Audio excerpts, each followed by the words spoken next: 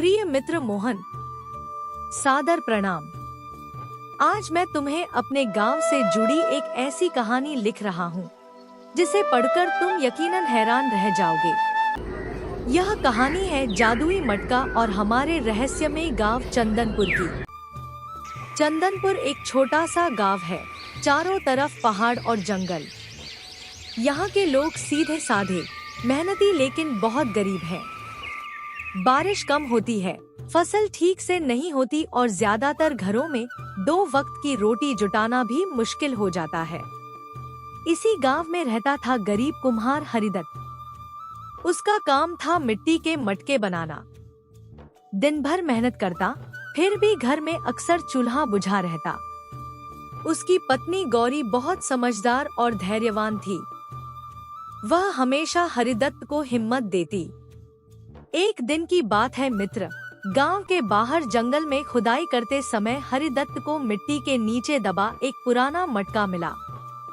मटका बहुत अलग था, उस पर अजीब सी नक्काशी और चमक थी।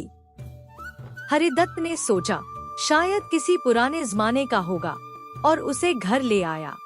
पहले तो दोनों डर गए। उन्होंने सोचा कहीं यह कोई भूत प्रेत का मामला तो नहीं। अगली सुबह गौरी ने मटके से थोड़ा आटा निकाला, लेकिन मटका फिर से भर गया। तब उन्हें समझ आया कि यह मटका जादुई है।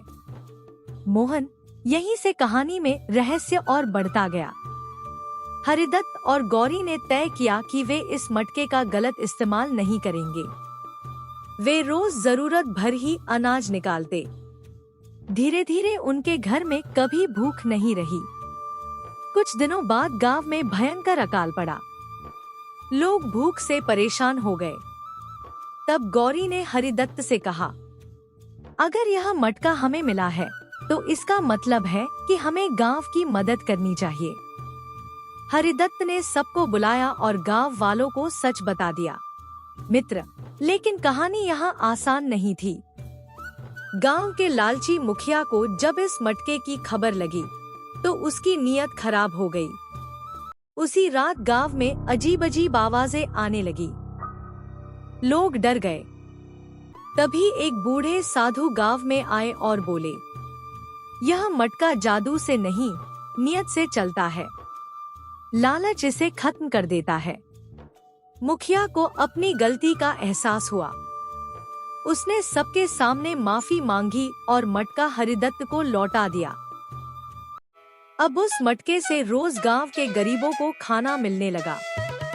धीरे धीरे गांव में खेती सुधरी, लोग मेहनती बने और एक दूसरे की मदद करने लगे। मित्र मोहन, आज भी वह मटका हमारे गांव के मंदिर में रखा है। लोग कहते हैं कि अब उसमें जादू नहीं, बल्कि एकता और ईमानदारी की शक्ति बसती है। इसलिए मैं तुम्हें यह पत्र लिख रहा हूँ, ताकि तुम जान सको कि असली जादू किसी मटके में नहीं, बल्कि अच्छे दिल और सही नियत में होता है। जल्द ही मिलने की आशा में, तुम्हारा मित्र रामू, चंदनपुर गांव से।